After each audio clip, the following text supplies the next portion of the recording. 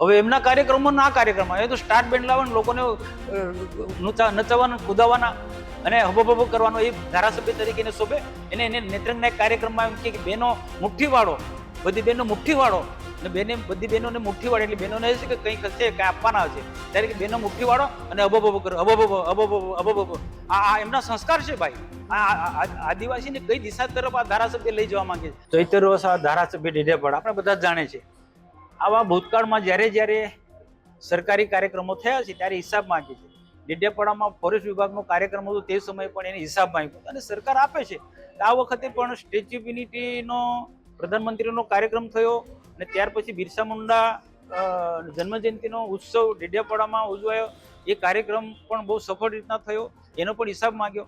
પણ મેં આજની સંકલનમાં મેં જિલ્લા વહીવટી તંત્ર અને તેમાં ખાસ કરીને જિલ્લાની પોલીસ, નર્મદા જિલ્લાની પોલીસ અને ગુજરાતની જે પોલીસ, બંને કાર્યક્રમમાં ગુજરાત ને નર્મદા જિલ્લાની પોલીસ બહુ કાર્યરત હતી, એમને હિસાબ માંગ્યો. પણ મેં જિલ્લા વહીવટી તંત્રને અભિનંદન આપ્યા, બંને કાર્યક્રમ સફળ રહ્યા એના માટે.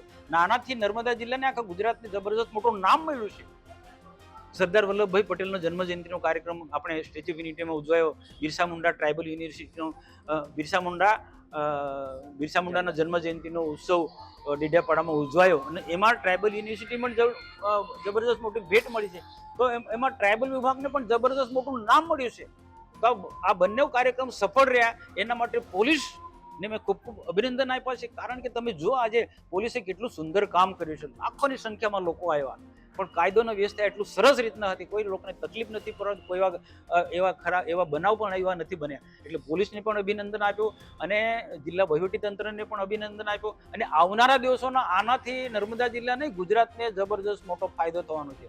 સરદાર વલ્લભભાઈ પટેલના જે કાર્યક્રમો અપાય છે જન્મજયંતિને લઈને, એ સ્ટેચ્યુ ઓફ યુનિટીમાં પણ અલગ અલગ નિરંતર હજુ આ લોકો પ્રવાસ એનો ચાલુ છે. એ સરદાર વલ્લભભાઈ પટેલના જીવનમાંથી પ્રેરણા લેવાની છે. રાષ્ટ્રીય ભાવનામાં લોકોમાં જાગૃત થાય, એકતાના બોધપાઠ લોકો શીખે ને યુવા પેઢી એક દેશના માટે એક સંગઠિત થાય, એ ઉદ્દેશ્ય સાથે દેશના પ્રધાનમંત્રી આવા કાર્યક્રમો કરે છે. તો આમાં કોઈ ખર્ચ તો જે થવાનો જ છે, પણ જે પ્રકારે ધારાસભ્ય ચૈતર વસાવા જે હિસાબ માંગે છે એને સરકાર તો આપી, એને આપ્યો મિટિંગની અંદર.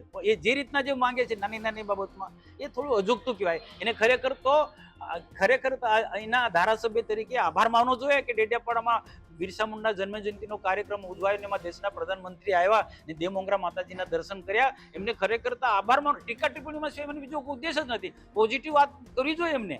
સાહેબ, જમણવારની બી વાત કે 3000ની ડીશો અને સરકારી કાર્યક્રમો કરે છે, 3000ની ડીશો, ચિકન મટન ખાધું કે શું ખાધું એ પણ આજ એની માનસિકતામાંથી બહાર આવી જોઈએ. કોઈ ચિકન મટન ખાધું નથી, પ્રૂફ આપે ભાઈ ચિકન મટન ખાધું હોય તો. ચિકન મટન, અને કદાચ કોઈ અધિકારી જેને જે આખા દેશમાંથી આવ્યા, તો કોઈ મદ્રાસમાંથી કોઈ આવ્યા, તો કોઈ બીજા પણ કેટલાક પ્રવાસી આવ્યા, કેટલાક લોકોને પ્રાઇવેટ જગ્યાએ ગયા એને ખાધું, એની સાથે સરકારના વહીવટીતંત્રને કોઈ લેવા દેવા નહીં. પણ સરકાર તરફથી એવી કોઈ વ્યવસ્થા નથી થઈ. આ ગ્રાન્ટોમાંથી જ આ રૂપિયાની ચૂકવણીઓ થઈ છે. ભાઈ, બે મોટા રાષ્ટ્રીય કાર્યક્રમો થયા. સરદાર વલ્લભભાઈ પટેલનો જન્મજયંતિનો ઉત્સવ ધામધૂમથી ઉજવાયો, બિરસા મુંડા ભગવાનના જન્મજયંતિનો ઉત્સવ ડેડિયાપાડામાં ધામધૂમથી ઉજવાયો. તો એના તો પ્રધાનમંત્રી આવે છે તો ખર્ચ તો થવાનો જ છે ભાઈ. અને કેટલી જનતા આવી છે, કેટલા બધા આખા દેશના કેટલાક અલગ વિભાગના અધિકારીઓ ઉપસ્થિત રહ્યા, મંત્રીઓ પણ એના કાર્યક્રમને સફળ બનાવવા માટે એના પહેલા આવ્યા છે. તો એ સ્વાભાવિક છે કે ખર્ચ તો થવાનો જ છે. કાર્યક્રમો અમે પણ કર્યા છે, પણ આટલો ખર્ચો નથી. હવે એમના કાર્યક્રમોના આ કાર્યક્રમમાં એ તો સ્ટાર્ટ બેન્ડ લાવવાનું, લોકોને નચાવવાના, કુદાવવાના અને હબો કરવાનો એ ધારાસભ્ય તરીકે એને શોભે? એને નેત્રંગના એક કાર્યક્રમમાં એમ કે બહેનો મુઠ્ઠી વાળો, બધી બહેનો મુઠ્ઠી વાળો, ને બધી બહેનોને મુઠ્ઠી વાળો એટલે બહેનોને હશે કે કંઈક હશે, કંઈ આપવાના હશે, ત્યારે કે બહેનો મુઠ્ઠી વાળો અને અબો કરો, અબો. આ એમના સંસ્કાર છે ભાઈ. આ આદિવાસીને કઈ દિશા તરફ આ ધારાસભ્ય લઈ જવા માંગે છે? આમ આદમી પાર્ટીના એક કાર્યક્રમમાં બીજા બધા નેતાઓ અબો બોલે, અબો મુઠ્ઠી વાળીને. આ સંસ્કાર છે ભાઈ. બિરસા મુંડાના જીવનમાંથી પ્રેરણા લો. બિરસા મુંડાએ તો એવું કીધું છે, પૂર્વજો અંધશ્રદ્ધા દૂર કરો, વ્યસનો દૂર કરો અને શિક્ષણ પર ભાર મૂકો, તો આદિવાસીનો વિકાસ થવાનો. બિરસા મુંડામાંથી પ્રેરણા લેવી જોઈએ. ને રાજ્ય સરકાર, ભારત સરકાર, દેશના પ્રધાનમંત્રી, અમે આ કામ કરી રહ્યા છીએ, દેશને વિકાસના માર્ગે લઈ જવા માંગે, આદિવાસી દેશના વિકાસમાં જોડાય એ રીતના. અને આજે નર્મદા જિલ્લામાં આજે જે બે મોટા કાર્યક્રમ થયા છે, આખા નર્મદા જિલ્લા જ નહીં, આખા ગુજરાત ને આખા દેશે એની જોયો છે, વિશ્વના લોકોએ જોયું છે. આ બંને કાર્યક્રમનો એકતા પરેડનો કાર્યક્રમ કેટલો સુંદર એકતા પરેડનો કાર્યક્રમ હતો. તો આને ખરેખર એમને પ્રશંસા કે આ તો કેવી નિમ્ન કક્ષાની વાત કરે છે. સાહેબ એક બાજુ એમણે અભિનંદન પણ આપ્યા કે બિરસા મુંડાજીની પ્રતિમાને પુષ્પાંજલિ કરી, દેવ મોગરાએ ગયા, સારો કાર્યક્રમ થયો.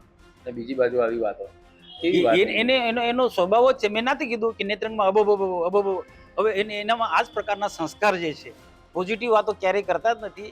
આજે જે પ્રકારે રાજ્ય સરકાર ને ભારત સરકાર જે વિકાસના કામો કરી રહ્યા છે, એ વિકાસના કામોમાં ફાયદો એ બી લે છે, એમના સમર્થકો પણ લે છે. મારી પાસે પુરાવા છે.